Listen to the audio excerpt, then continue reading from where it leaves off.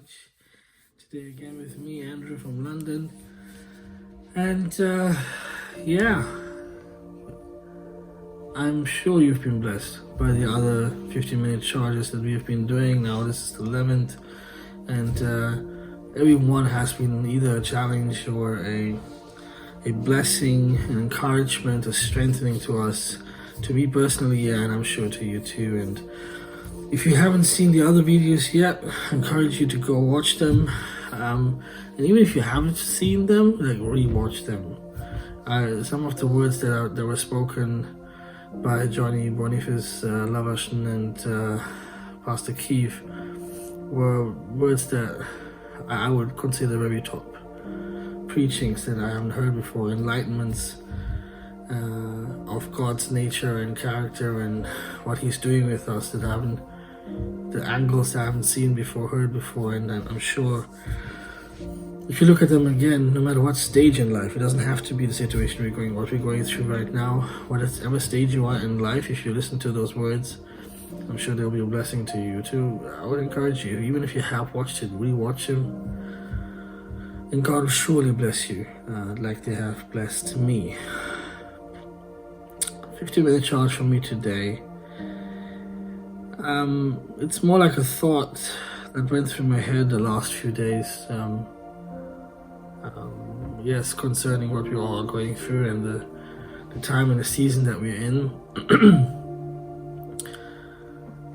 I was reminded of something that businesses, shops and stores and them do when their business is not successful anymore, when the success is running dry, when they're going, the running of the business is going downhill, but they're still not bankrupt or still haven't completely given up, and they still have some hope or chance or have still finances to turn the ship around.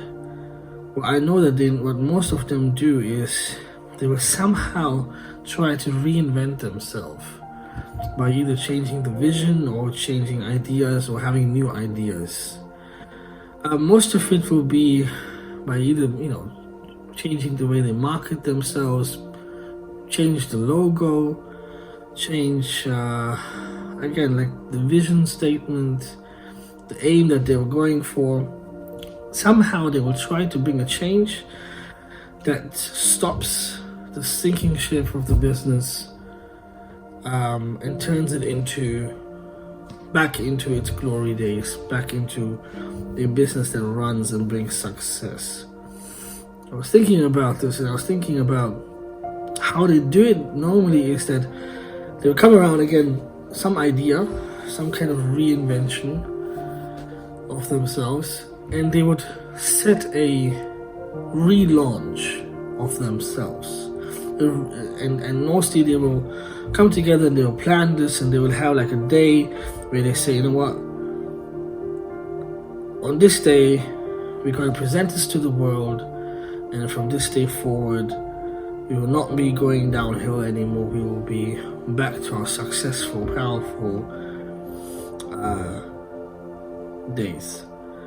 And I was thinking and reminded of how this process is, like how they will meet for this launch day. They will set this launch day way in advance, because they will be, if they're able to, depending on how financially strong they are, and then they will use this time they have to plan as much as they can to make this day perfect.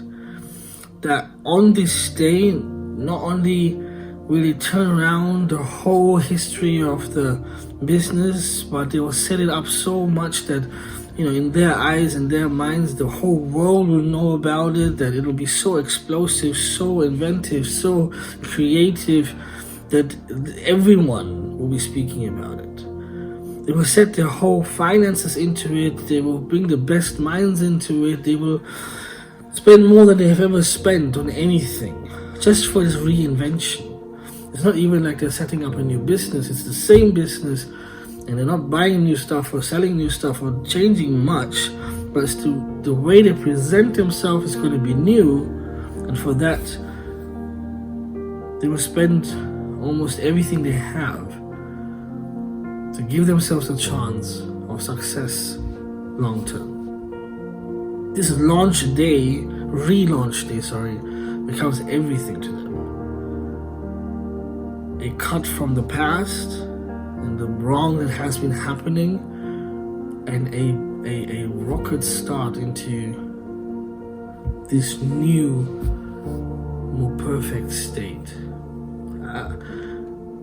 I was thinking of the people in that moment that are sitting in a room, in that staff room or in the manager's room or whatever, in the CEO's office, and how they now when they've planned everything and they've set up everything and everything is now set ready for that day, how they will wait for that relaunch day. How the whole business and even the smallest of staff will be excitedly looking forward to that day of relaunch, and they'll probably be pumped, and they probably all be looking at each other and say, I can't wait for that day to come for us to, to see how everything that we've put into, all the finances and everything that we've invested into, is to actually come to life. And those few days before will be agonizingly to wait for, but they will feel like it's worth it. There are few people in the Bible, when I think of them, it must have been like a relaunch as well, what they were going through, in the sense of that they had something to wait for, where they thought, when I come out of this, it's going to be exciting. I can't wait to see how people react. I can't wait to see how things turn out, because this is going to be awesome. And one of them is Jesus himself in the tomb. If you think about it, he must have woken up and then sat there and thought, okay, this is where I thought I was going to be, and maybe you would be a little bit surprised. It's like, oh, this is better than I thought. I thought it would be more uglier of a tomb. And we know that he folded everything and made everything nicely, but just imagine the minutes and the hours before. We don't know when he got up, so the hours before he would have relaunched himself to the world. He might have sat there or stood there and was pumped and excited and was like, yeah, I've done it. I was hurt, and it was going to be painful, and I was separated from the Father, but now I'm back. And now the children are with me. Now they're one with me. They're my children now. They're not just my lost kids or the lost sheep. Now they're my children, and the things that we can do now, the things that I can impart to them, and the things that the Spirit can now do and enable in them. I can't wait. And he must have imagined how he kicks down the tomb, and maybe he imagined a different scenario. Like, should I kick it down, or should I push it down, or should I throw this tombstone away? And then he came up with the idea to roll it, because try to be conservative, not to scare everyone. You can imagine though, he must have been like, yes, how should I do this? Or Lazarus, when he was called out, when he got up and realized, wow, I'm still alive, and he hears the voice of God calling him, or Jesus calling him. He would have thought, how am I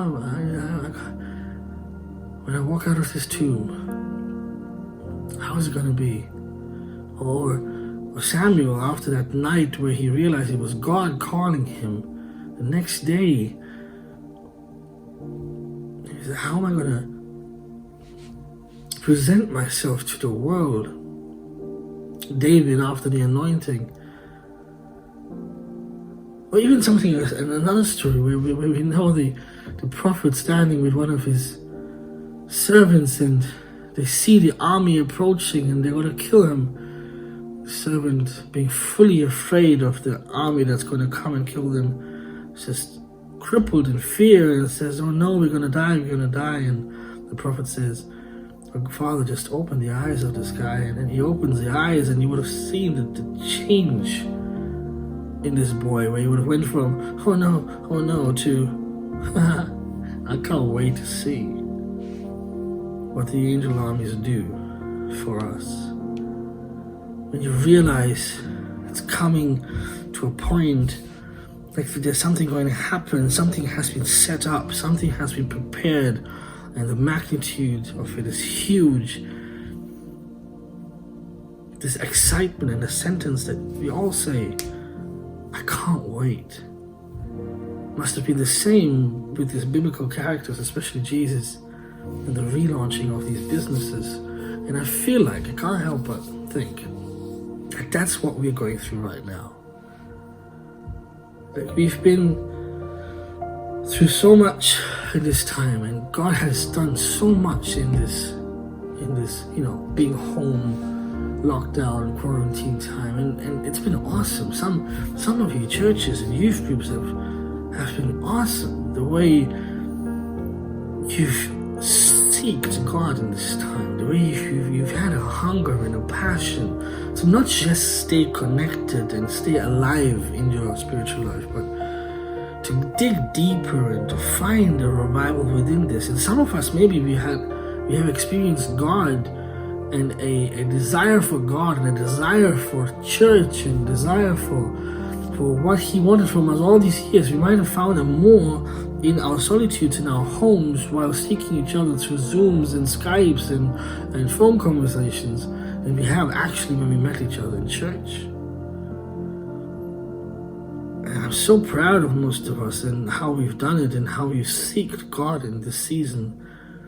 And God has probably imparted and placed seeds into us like He never has before. And now it feels like we're ready. God has invested into us and we've invested. And we are now laying our whole faith into this. We're like, yeah, it's not going to be the same. We're going to go out there. We're going to do this and we're going to do that. We're going to be a church that changes this world. And we're going to have revival after revival. And I can feel the excitement within all of us.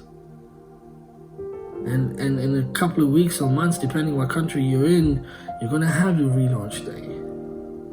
The government says, have your church back or have your doors open again. And my question to you is,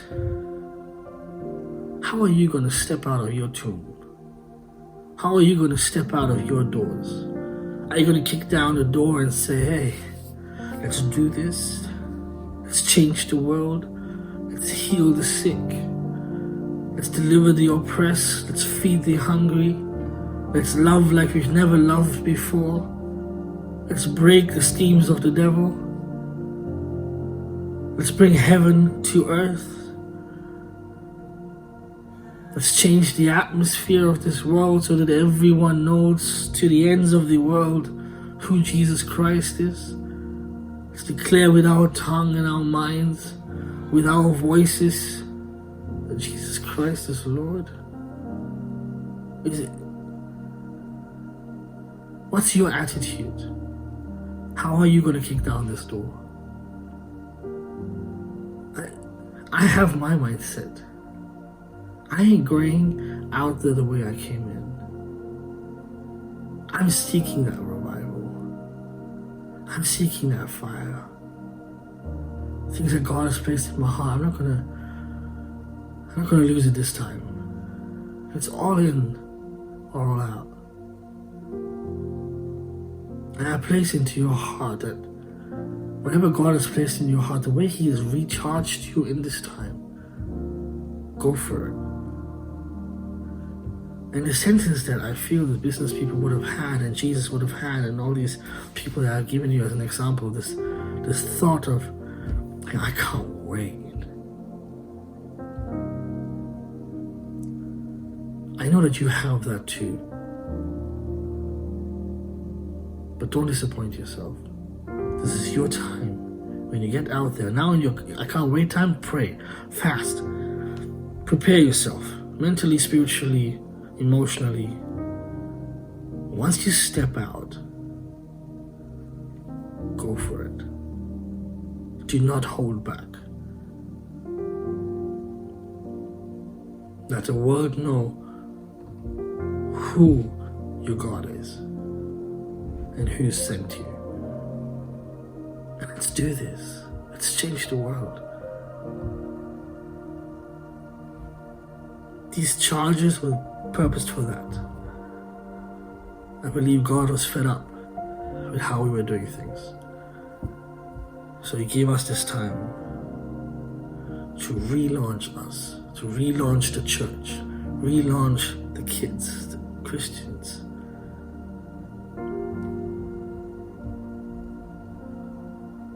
I can't wait. Can you?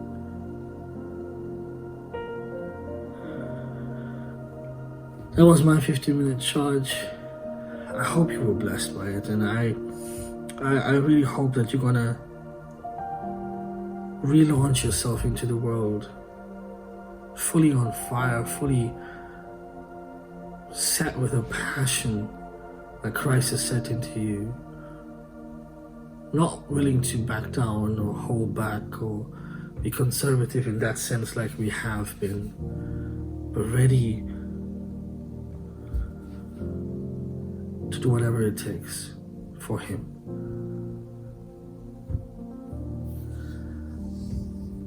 If you like this charge, please do share this word with others. Let people hear and get prepared as well. Your friends or other people from your church.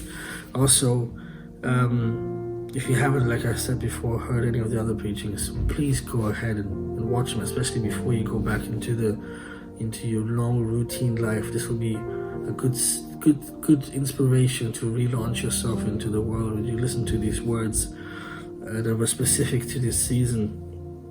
And yeah, please do comment and message us and let us know what you think about everything that we've been doing. We are also doing this as we go along, and we do this as we feel the Spirit is leading us, and it would be an encouragement to us to know how this has been to you. If you have personal contact to any of the speakers, such as Pastor Keith, Johnny from Canada, LWYM from Hannover, Germany, and Bremen from Hope Church, Hope Kirche in Bremen, message them. Let them know what a blessing it has been to you. Encourage them and let them feel your love as well. For now, this has been me, Andrew, from London, and this has been your 15-minute charge, and I'll see you next week. Love you.